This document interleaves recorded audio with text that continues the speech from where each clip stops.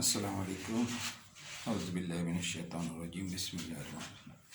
देखें, last class में मैंने आपको होमवर्क दिया था, कुछ ये सिंप्लीफाई करने थे इस फॉर्म में। इसका ये रिज़ल्ट है। अब कितने लोगों ने किया, कितनों ने नहीं किया, इसको इससे डिवाइड करने का मैंने निशान बना के दिया था, तो उसका आउटपुट ये आया है। तो देखिए, बेसिकली ये सारी चीज़ें आपको सेकेंडरी क्लास में कराई गई। इनको इकट्ठा करना एलसीएम लेकर, और ये डिवीजन वाला। लेकिन अब हमें उल्टा जाना है कि ये हमारे पास फैक्टर होंगे और इससे हमें ये निकालना है, यानी राइट हैंड साइड से हमें लेफ्ट हैंड साइड निकालना है। तो स्कूल में आपको ये कराया गया कि यहाँ से यहाँ कैसे जाते हैं, और यहाँ से यहाँ आना आप अंदाज़ा करें कि second year inter second year में आपको ये सिलेबस में शामिल है, और ज़ाहिर है आपके यहाँ भी शामिल है। तो यहाँ से यहाँ जाना इतना मुश्किल है कि डबल हो जाती हैं क्लासेस अगर आप देखें। तो ये स्कूल में कराया, ये आपको कॉलेज में या यूनिवर्सिटी में कराया जाता है, तो ज़ाहिर फ़र्क तो होगा फिर इसमें। तो ये जो है लेफ्ट हैंड साइड, ये फैक्टर हैं इसके। Now these factors are called partial fraction. Partial fraction.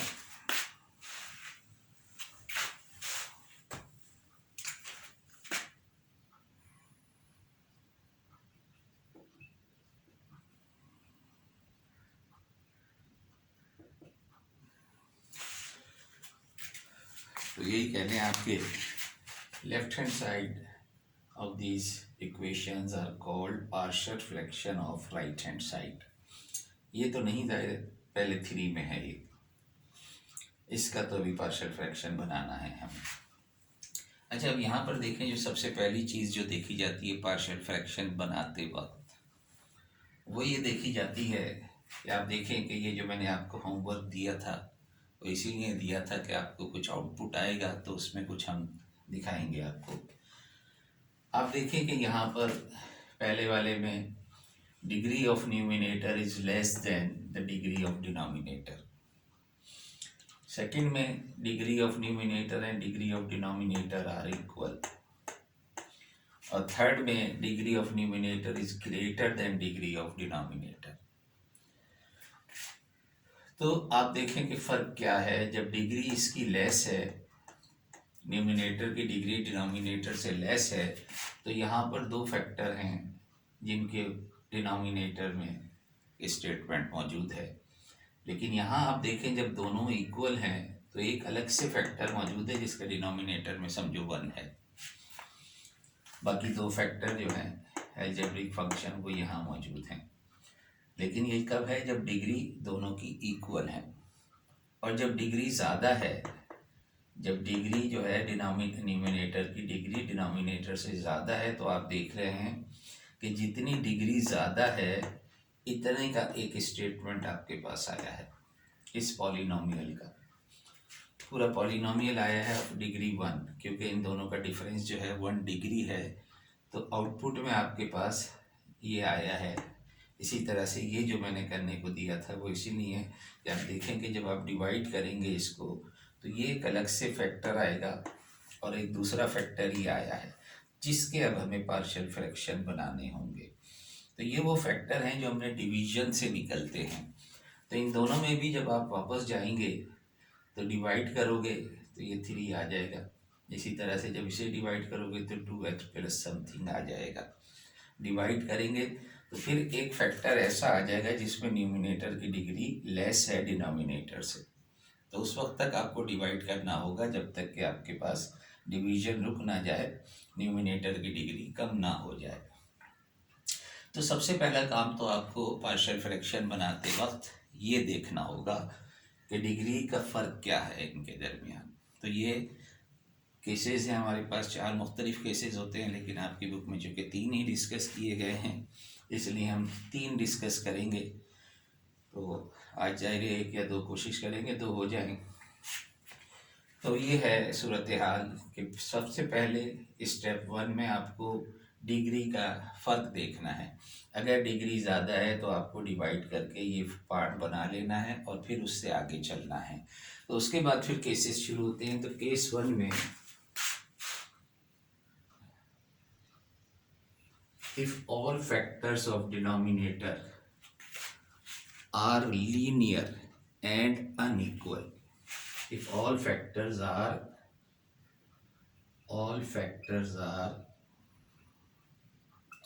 linear and unequal, ये है पहला केस कि लीनियर हो। लीनियर का मतलब जाहिर है डिग्री 1 वाले हों, 1 डिग्री के फैक्टर हों। तो ये सारे हमने जो भी किया है इसमें सब में डिग्री 1 है, डिग्री 1 दोनों की इसी तरह से। और अनइक्वल है, या x+1 है या x+2 है, x-1 है, x-2, x-1, x+2 है। तो लीनियर एंड अनइक्वल फैक्टर, तो पहला केस। तो चलिए यही सवाल ले लेते हैं हम कि अगर हम इसे के फैक्टर बनाने हैं तो पहला काम तो हम ये करते हैं कि इसको आप डिवाइड करके आपने ये फैक्टर निकाल लिया और फिर इसे हम कंसीडर करेंगे। तो let us start for example this one.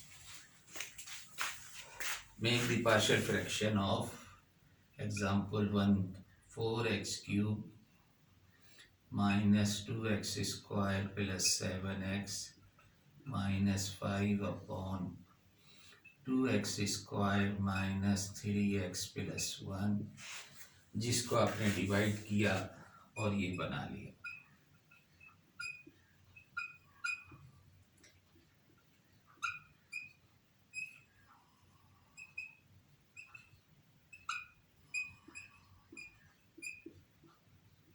तो आपके पास आ गया ये, लेट अस कॉल इक्वेशन 1 हम इसे कह देते हैं।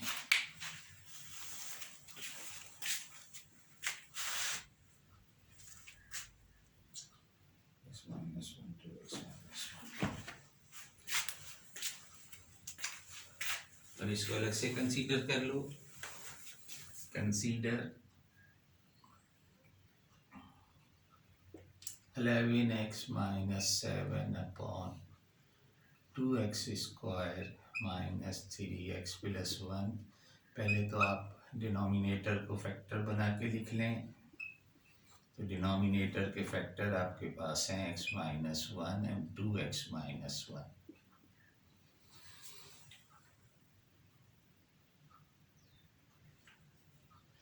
तो ये फैक्टर हैं। अब आप देखिए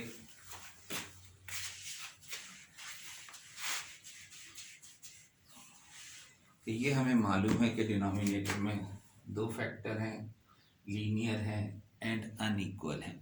तो हम क्या करेंगे कि let this is equal to a upon पहला वाला फैक्टर लिख दो प्लस, ये दरमियान में हमेशा प्लस लिखेंगे आप, b अपॉन 2x-1।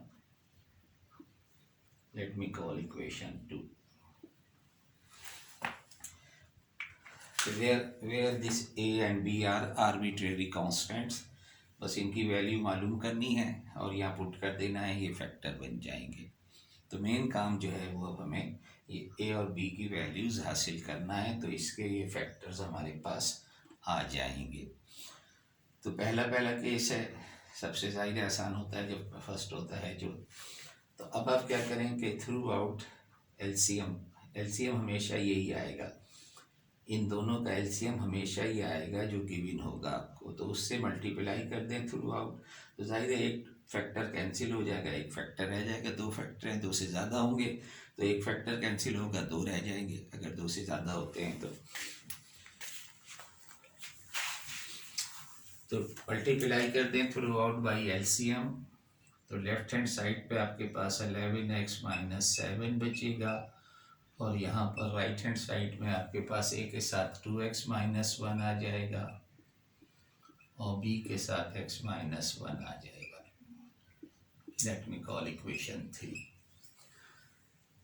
अब आप ये करें कि ये जो दो लीनियर फैक्टर हैं इनको एक एक करके 0 के इक्वल पुट कर दो।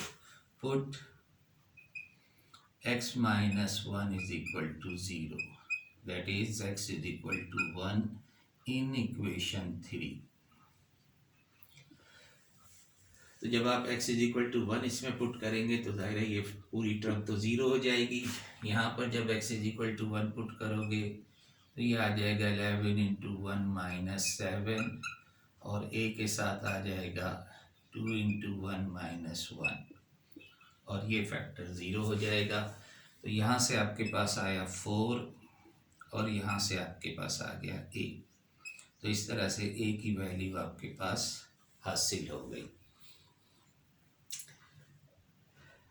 अब इसी तरह आप दूसरे वेरिएबल को पुट कर दें।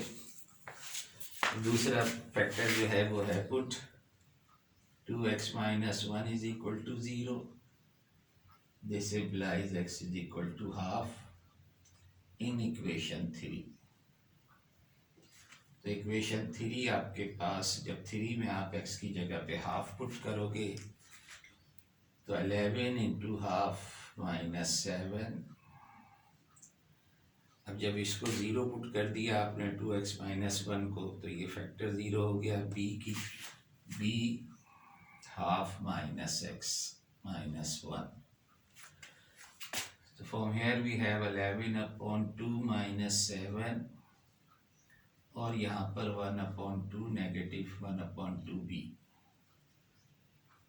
और यहाँ से आपके पास आ जाएगा माइनस 3 अपॉन 2 और यहाँ है माइनस b अपॉन 2। तो माइनस से माइनस कैंसिल कर दें, 2 से 2 कैंसिल कर दें, आपके पास b इज इक्वल टू 3 आ गया। तो a की वैल्यू भी हासिल हो गई और b की वैल्यू भी हासिल हो गई। आप इक्वेशन नंबर 2 में पुट करेंगे तो इस फैक्टर के आ जाएंगे। जब इसको उठाते हैं 1 में पुट करोगे तो इसके आ जाएंगे।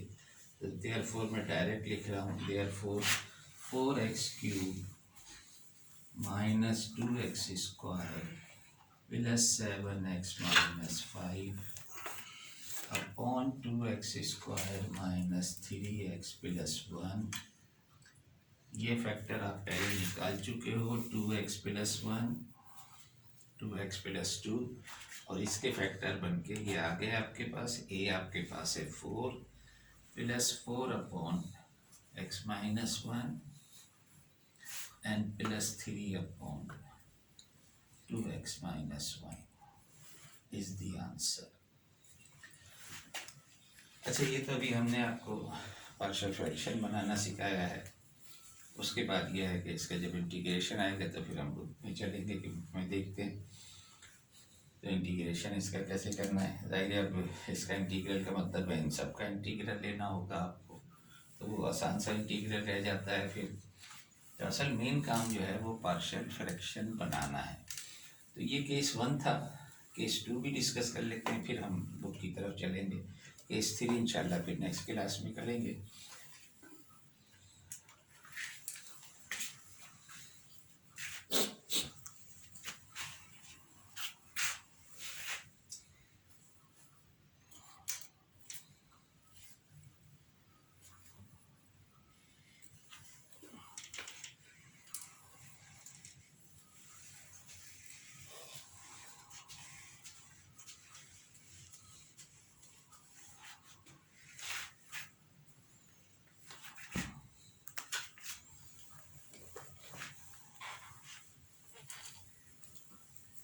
केस 2 जो है, case 2 all factors are linear, some are equal.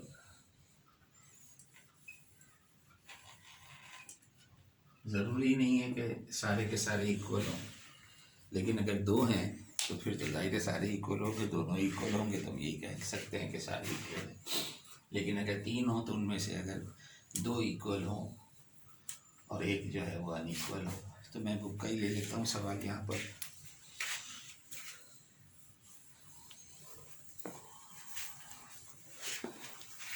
देखेंगे एक्सरसाइज है 7.5 और 1 से लेकर 30 तक हम इसके सवाल करेंगे। लेकिन ये जो 7 और 8 हैं वो केस 4 के हैं, तो 1 से लेकर 6 तक कर लो और 9 से 30 तक कर लें। अच्छा, 1 से 8 तक जो है इसमें इन्हें कहा गया है कि सिर्फ इंटीग्रेशन के बगैर जस्ट आपसे कहा गया है कि पार्शियल फ्रैक्शन बनाओ। तो ये सवाल जो है क्वेश्चन नंबर 4 ले लेता हूँ मैं इसका। क्वेश्चन नंबर 4 एक्सरसाइज 7.5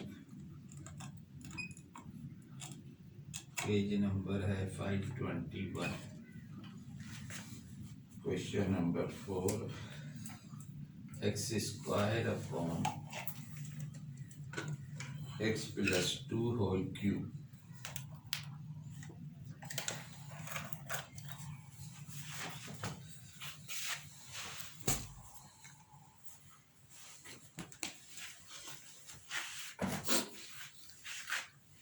अब देखें यहाँ पर डिनोमिनेटर जो है होल क्यूब का फॉर्म है। होल क्यूब का मतलब ये है कि एक्स प्लस 2 जो है वो 3 मरतबा 3 टाइम्स मल्टीप्लाई हो रहा है। X plus 2 x plus 2 x plus 2, तो ज़ाहिर 3 फैक्टर हैं लेकिन तीनों इक्वल हैं, तो यहाँ पर ऑल इक्वल हैं। अब ये जो सेकंड केस है इसमें हम क्या करते हैं, अगर कोई इंडिविजुअल होता, कोई अलग से एक टर्म और होती बगैर पावर के, तो हम जो लीनियर होता अगर सिंगल अनइक्वल तो उसको हम पहले लिख लेते उसी तरीके से जैसे हमने पहला वाला लिखा। लेकिन अब यहाँ पर ऐसा सवाल है जिसमें एक ही फैक्टर है लेकिन वो क्यूब की फॉर्म में है। तो अब अगर क्यूब में हो या स्क्वायर में हो या जितनी भी पावर हो, हम एक एक करके लिखते उसी तरह से हैं, लेकिन पहले 1 पावर लेंगे हम इसकी प्लस बी, फिर 2 पावर लेंगे हम इसकी एन प्लस सी, 3 पावर लेंगे हम इसकी। तो ये लिखने का तरीका पहले स्टेप में ये फर्क आ गया कि जितनी भी इस फैक्टर की पावर हो, अगर कोई इंडिपेंडेंट होता तो हम पहले उसे लिख लेते, उसके बाद एक एक करके पावर बढ़ाते जाएं, पहले 1 पावर फिर 2 पावर फिर 3 पावर।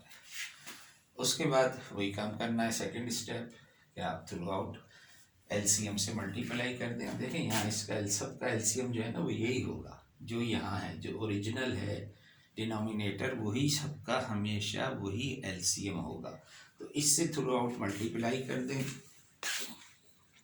तो जब इससे मल्टीप्लाई करेंगे आप तो यहाँ पर तो सिर्फ एक्स स्क्वायर रह जाएगा, यहाँ पर ए के साथ एक पावर कैंसिल हो जाएगी, 2 पावर बच जाएंगी एक्स प्लस 2 पावर 2। बी के साथ डायरेक्ट पावर 2 है और 3 से मल्टीप्लाई करेंगे तो एक पावर बच जाएगी, और सी के साथ पूरी का पूरा कैंसिल हो जाएगा, सी इंडिपेंडेंट रहेगा, सी के साथ कोई और टर्म नहीं होगी इस पर्टिकुलर सवाल में। अब जाहिर है कि फैक्टर तो एक ही है, लिहाजा आप एक ही काम कर सकते हैं कि इसको आप x प्लस 2 को 0 पुट कर दो। Put x plus 2 is equal to 0 यानी x is equal to -2 in equation 2। तो इक्वेशन 2 में जब -2 पुट करोगे तो ये तो आ जाएगा -2 का होल स्क्वायर। अब जहाँ जहाँ -x प्लस 2 है ये भी 0 हो जाएगा, ये भी 0 हो जाएगा, सिर्फ ये बच जाएगा आपके पास। तो इसका मतलब है कि c की वैल्यू आपके पास हासिल हो गई 4। अब जाहिर है कि एक ही फैक्टर था, उसी को हमने पुट कर दिया है, बात ख़त्म हो गई। अब कुछ भी आप पुट करो, x plus 2 whole square put करोगे तब भी यही आएगा। तो अब इसके बाद एक नई चीज़ आ जाती है, और वो नई चीज़ ये है कि इसको एक्सपेंड करके लिखो। ये जो इक्वेशन 2 है इसको ज़रा रीराइट करें एक्सपेंड करके। तो यहाँ तो ज़ाहिर एक्स स्क्वायर ही है, इसे एक्सपेंड करोगे तो x square plus 4x plus 4 हो जाएगा, और ये एज इट इज़ रहने दो इसे, और ये लेट मी कॉल इक्वेशन 3। अब आप क्या करेंगे, अब आप ये करें कि कंपेयरिंग करते हैं हम highest power of right hand side. जो भी हाईएस्ट पावर है राइट हैंड साइड की उसके कोफिशिएंट को कंपेयर करते हैं इस साइड से। अगर इस साइड पे मौजूद है वो फैक्टर तो कोफिशिएंट ले लेंगे जो इसका हुआ, और अगर नहीं है तो उसे हम ज़ीरो लेंगे कि उसका कोफिशिएंट, इसका मतलब है लेफ्ट हैंड साइड पे ज़ीरो है। तो हाईएस्ट पावर इधर नहीं देखनी, इधर देखनी है। तो इधर हाईएस्ट पावर क्या है, एक्स स्क्वायर है। तो मैं अपनी निशानी के लिए, ये मेरा अपना तरीक़ाकार है, सेंटेंस तो लिख दो आप, comparing coefficient of x square from both side. मेरी अपना अपना तरीक़ाकार है कि मैं याद दहानी के लिए कि मैं एक्स स्क्वायर का कोफिशिएंट कंपेयर कर रहा हूँ, मैं इस तरह लिख लेता हूँ। तो इसका कोफिशिएंट लेफ्ट हैंड साइड पे 1 है, राइट हैंड साइड पे सिर्फ ए है। अगर कोई आगे भी होता तो फिर हम उसे यहाँ पर लिख लेते। तो अब ये कोई नहीं है तो बस ये आ गया आपके पास, ए की वैल्यू डायरेक्ट आपके पास आ गई।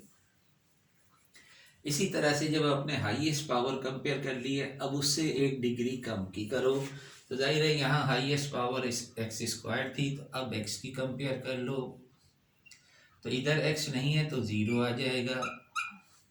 यहाँ एक्स देखो कि 4a है, एक्स का कोफिशिएंट 4a है और प्लस b है। तो बस ये एक इक्वेशन आपके पास आ गई है, a की वैल्यू आपके पास ऑलरेडी मौजूद है, पुट कर दो यहाँ पर और b की वैल्यू हासिल हो जाएगी। b is equal to -4a यानी -4। तो b की वैल्यू आपके पास -4 आ गई, a 1 है, c 4 है। तमाम वैल्यूज हासिल हो गई, इक्वेशन नंबर 1 में पुट कर दें। Therefore equation 1 imply X square upon x plus 2 cube is equal to A आपके पास आया है 1 अपॉन एक्स प्लस 2, बी आपके पास आया है -4। तो ये माइनस देखें यहाँ आ जाएगा, 4 यहाँ लिख दें, माइनस यहाँ लिख दें। तो इसलिए हमेशा जब सपोज करोगे हमेशा प्लस रखोगे, अगर कोई माइनस आना होगा तो खुद ब खुद आ जाएगा। एन प्लस सी भी 4 है, यानी एक्स प्लस 1 एक्स प्लस 2 का होल क्यूब। तो ये आंसर आ गया। अब जब इसका इंटीग्रेशन की तरफ जाएंगे तो आप देख लेंगे कि कैसे करना है। तो ये दूसरा केस था जिसमें आपके अब आएंगे सवाल जब हम इंटीग्रेशन में करेंगे। तो इंटीग्रेशन में तो आज सिर्फ फर्स्ट केस का करेंगे, 2-3 सवाल कर लेंगे तो वो काफ़ी टाइम का हो जाएगा हमारा। तो बस इस तरह से पार्शियल फ्रैक्शन ये 2 केसेस मैंने करा दिया। नेक्स्ट क्लास में इंशाल्लाह हम 3rd केस कराएंगे और कोशिश करेंगे इस एक्सरसाइज को कंप्लीट करने की। तो चलिए आगे चलते हैं हम सवालात की तरफ, इंटीग्रेशन की तरफ।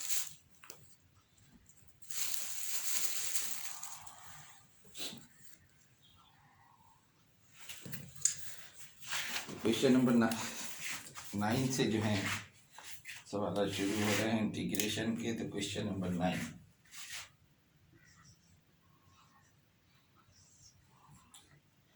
dx upon X square minus 3x minus 4। अब आप देखें ये जो टेक्निक है इंटीग्रेशन की, ये हमेशा जब यूज़ होगी जब डिनोमिनेटर में एक से ज़्यादा फैक्टर मल्टीप्लाई हो रहे हो। जाहिर है कि ये फैक्टराइजेबल है, फैक्टर बनाएं पहले आप। तो इसको हम लेट मी कॉल आई, तो इसे अलग से कंसीडर कर लो। Consider 1 upon X square minus 3x minus 4। Factor बनाओगे डिनोमिनेटर के, तो x plus 1 and x minus 4 are the factors. 2 factors हैं। तो जब भी ये partial fraction integration by partial fraction उसी वक्त यूज़ होगा जब डिनोमिनेटर में एक से ज़्यादा फैक्टर हो। अब अगर फर्ज किया इसका डेरिवेटिव ऊपर होता, ऊपर हमारे पास अगर 2x माइनस 3 लिखा होता तो फिर ये सब्स्टिट्यूशन से हो जाता, फिर इसे हमें पार्शियल फ्रैक्शन से करने की ज़रूरत नहीं थी, डायरेक्ट हम उसे कर सकते थे। लेकिन अब हमें पार्शियल फ्रैक्शन बनाने हैं। तो चलिए यहीं लिख देता हूँ कि let a is equal to a upon x plus 1 plus b upon x minus 4 and let me call equation 1।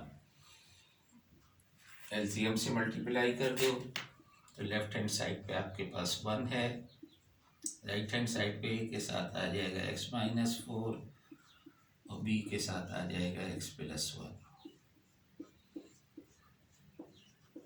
और अब एक एक करके 0 पुट कर दो। Put x+1 is equal to 0। This implies x is equal to -1 in equation 2। तो जाहिर है लेफ्ट हैंड साइड पे तो x है ही नहीं, अगर x होता तो हम -1 पुट कर देते, that will remain as it is. यहाँ जब आप -1 पुट करोगे तो ये -1 -4 और ये जाहिर है पूरा फैक्टर 0 हो जाएगा। तो a की वैल्यू आपके पास आ गई -1/5।